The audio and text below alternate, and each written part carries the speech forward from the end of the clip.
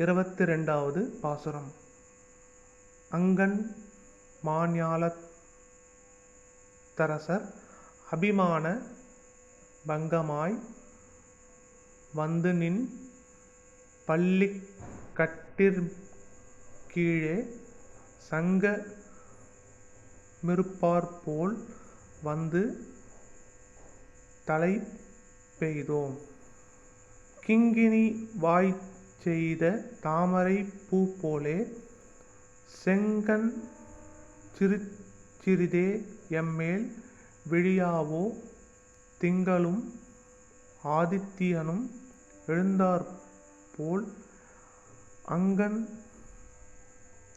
இரண்டும் கொண்டெங்கள் மேல் நோக்குதியேல் எங்கள்மேல் சாபம் இழித்தேலோ ரெம்பாவாய்.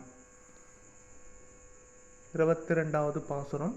இதனுடைய பொருள்: அழகிய விசாலமான உலகத்தை அரசாண்டவர்களும் நான் வேந்தன் என்ற புறப்பற்று நீங்கி உன் தூங்கும் மஞ்சத்தருகில் திரளாக நிற்பர்.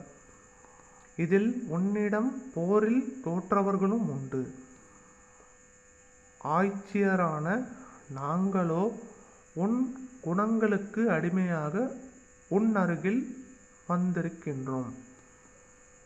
கொலுசில் உள்ள சிறுமணியைப் போல் சிறிதே மலர்ந்த தாமரை பூ மாதிரி சிவந்த உன் விழிகள் சின்னஞ் சிறியதாகவாவது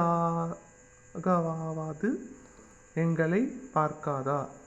சந்திரனைப் போல் குளிர்ச்சியும் சூரியனைப் போல் பிரகாசமும் ஒரு சேரத் தோன்றியது போல் விளங்கும் உன் அழகிய கண்கள் இரண்டையும் கொண்டு எங்களை கடாட்சித்தால் எங்களுக்கு துன்பங்கள் நீங்கிவிடும்.